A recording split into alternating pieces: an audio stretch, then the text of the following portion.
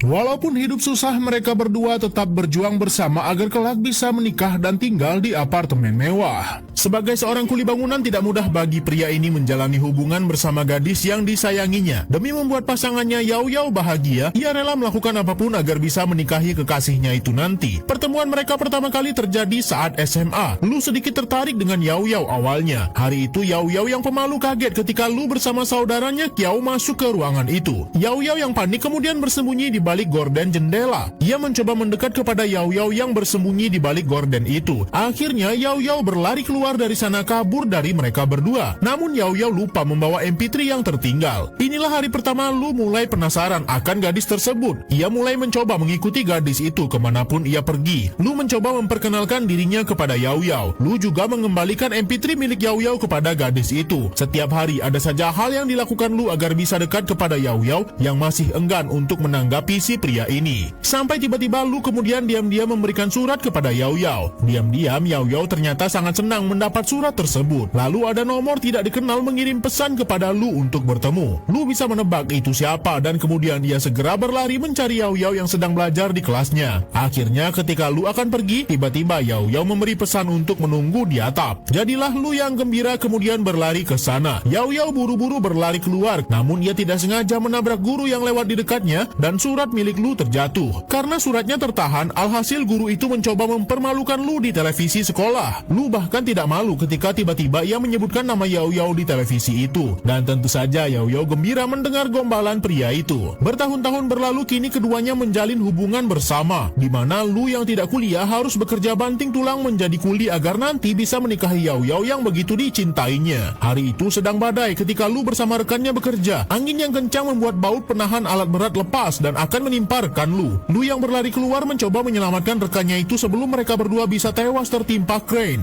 Tiba-tiba saja terlihat di rumah sakit ada seseorang yang dibawa ke IGD. Dan Yao Yao sangat panik ketika tiba di rumah sakit mendengar kabar kekasihnya kecelakaan. Tapi kemudian Lu muncul di belakangnya memberi kejutan kepada kekasihnya yang ketakutan. Dan semenjak itu, Yao Yao meminta Lu untuk memilih pekerjaan yang biasa saja dan tidak usah jauh dari kota tempat mereka tinggal. Sampai tiba saatnya Lu harus bertemu dengan ibu dari Yao Yao. Lu terlihat bersemangat menceritakan kisah mereka dahulu kepada ibu Yao Yao yang terlihat tampak malah tak tertarik. Kemudian ketika Lu sedang asik nonton, sebenarnya ia mendengar pertengkaran kedua ibu dan anak itu. Lu tahu ibu Yao Yao tidak menyukainya karena hidupnya yang melarat dan hanya bekerja sebagai seorang kuli pabrik. Lu ternyata sudah siap akan pulang dalam keadaan basah kuyup. Tapi ia dikagetkan dengan sosok Yao Yao yang muncul berlari mengejar bis dalam keadaan hujan lebat. Ia datang dengan gembira sudah berhasil mengejar Lu. Tentu saja Lu yang awalnya merasa tidak ada harapan langsung memeluk wanita itu dan yakin hubungan mereka akan berjalan dengan baik. Kedua sejoli ini memutuskan untuk membeli apartemen sederhana untuk mereka berdua tinggal, lalu membeli barang-barang bekas untuk mengisi apartemen mereka. Semuanya berjalan dengan sempurna dan kebahagiaan karena mereka akan menjalani hari bersama sampai nantinya tabungan mereka cukup untuk menikah. Yao Yao akan melanjutkan kuliahnya sedangkan Lu sendiri mencari pekerjaan untuk menghidupi mereka berdua. Ia bekerja kepada kenalannya dan diangkat sebagai supervisor bangunan. Ia bahkan dijanjikan akan diberikan sebuah apartemen yang menghadap ke sungai oleh bosnya, serta uang muka yang cukup besar. Malam itu teman Lu dan Yao Yao datang merayakan kepindahan mereka di apartemen baru ini. Ketika kedua teman mereka pulang, Yao Yao tidak sengaja menemukan brosur sebuah apartemen baru yang disimpan Lu. Itu adalah mimpi Lu untuk bisa memberikan tempat tinggal layak kepada Yao Yao. Esoknya ketika Lu sedang bekerja, ada sebuah masalah di mana izin untuk mengecor bangunan mereka tertahan. Dan itu membuat Lu sebagai mandor dan supervisor tidak bisa berbuat apapun walau bosnya merasa tidak senang. Lu teguh dengan pendirian jika belum ada izin ia tak mau bekerja melakukan pengecoran. Masalah Lu bertambah di mana ketika melihat slip gajinya ada banyak potongan karena ia sering pulang dan tak menginap. Jadilah Lu meminta izin kepada Yao Yao ia akan tinggal di tempat kerjanya agar gajinya bisa utuh dan kebutuhan mereka tak berkurang. Hampa dirasa Yao Yao karena tidak ada sosok Lu di dekatnya. Sementara Lu sedang berusaha keras untuk bekerja agar ia bersama kekasihnya bisa menikah dan memberikan hidup yang layak kepada Yao Yao. Tiba-tiba ibu sang perempuan datang mengajak anaknya pulang karena dari awal tak merestui hubungan anaknya dengan Lu. Sedangkan Lu sendiri mendapat masalah di tempat kerjanya sampai membuat dirinya dipecat. Ketika ia bertengkar dengan bosnya, Lu kemudian mendapatkan pesan bahwa calon ibu mertuanya jatuh sakit. Ketika Lu datang, ia melihat Yao Yao bersama ibunya yang beristirahat karena tidak mendapat kamar yang layak. Lu mencoba menelpon rekannya yang mungkin bisa membantunya mencarikan kamar terbaik. Tapi ketika ia kembali, Yao Yao bersama ibunya menghilang. Ternyata Yao Yao bersama ibunya sudah pindah ke kamar yang bagus berkat seorang pria lain. Lu segera masuk ke kamar itu dan ketika Ketika bertemu lagi dengan Yao Yao, ibunya malah memperkenalkan Lu sebagai teman biasa, bukanlah pacar Yao Yao. Sedangkan pria ini adalah teman masa kecil Yao Yao yang tinggal di Australia. Pria itu memutuskan untuk keluar dari ruangan itu. Ternyata Yao Yao menyusulnya dan melihat pria itu sedang makan sendiri di dekat tangga. Dalam diam, Yao Yao mendekati kekasihnya itu. Gadis itu kemudian memeluknya dan tetap mencintai pria itu dengan tulus. Tiba-tiba ketika Lu sedang mencari kerja, ia mendapat telepon dari sahabatnya Kiao. Pria itu membawanya ke sebuah tempat untuk menemui seseorang.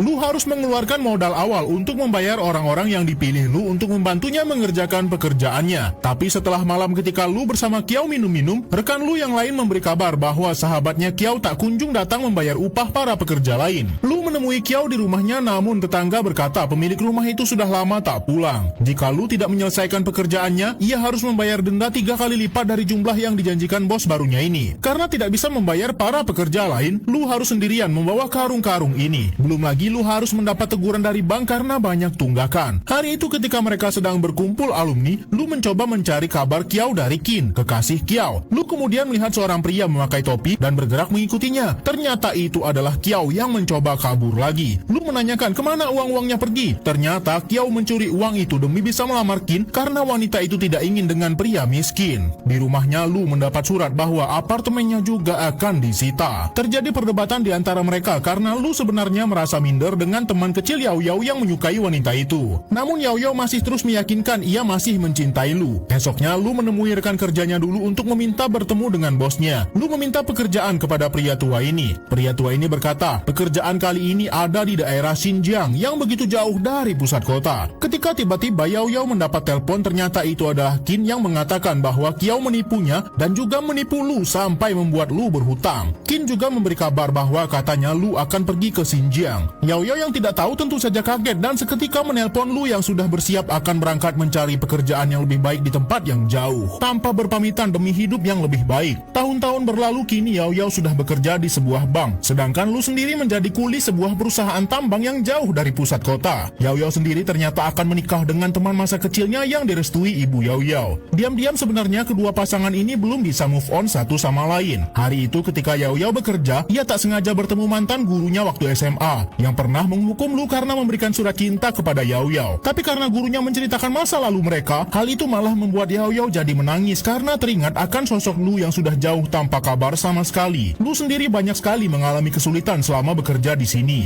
Yao Yao kemudian memutuskan membuang semua barang-barang kenangannya bersama Lu dulu. Tiba-tiba ketika Lu sedang bekerja, ia mendapat telepon dari nomor asing. Ternyata itu adalah Yao Yao yang sudah lama menghilang karena Lu meninggalkannya. Lu begitu senang sampai berlari ke atas bukit mencari sinyal. Pria ini mendapat kabar bahwa kekasihnya akan menikah dengan orang lain. Semua dekor pernikahannya seperti yang diimpikannya. Namun kekurangannya hanya tidak ada sosok Lu di dekatnya. Yao Yao ternyata hanya ingin Lu berada di dekatnya tanpa memperdulikan pekerjaannya. Akhirnya mereka berdua memutuskan untuk bertemu di sebuah kota. Yao Yao begitu bersemangat akan bertemu lagi dengan pria itu. Sedangkan Lu sendiri akan kabur menggunakan mobil perusahaannya dan berpura-pura akan mengukur lahan. Lu tidak tahu bahwa sedang terjadi badai besar di luar sana dan ternyata sangat bahaya jika pergi. Ternyata Lu sudah berusaha akan kabur sendirian dengan berjalan kaki ke kota tempat ia dan Yao Yao akan bertemu. Yao Yao sampai ke stasiun tempat mereka akan bertemu. Sedangkan di tempat lain, rekan Lu sedang berusaha mencari keberadaan Lu yang menghilang. Yao Yao yang tertidur tiba-tiba mendapat mimpi dirinya mendapat telepon dari Lu yang sudah datang di sana dengan keadaan bersalju. Dalam mimpinya mereka menjalani hari baru menjadi sepasang kekasih lagi. Bahkan kedua sahabat mereka hadir ke acara pernikahan mereka. Tapi Lu malah terbangun di tempat yang berbeda sendirian.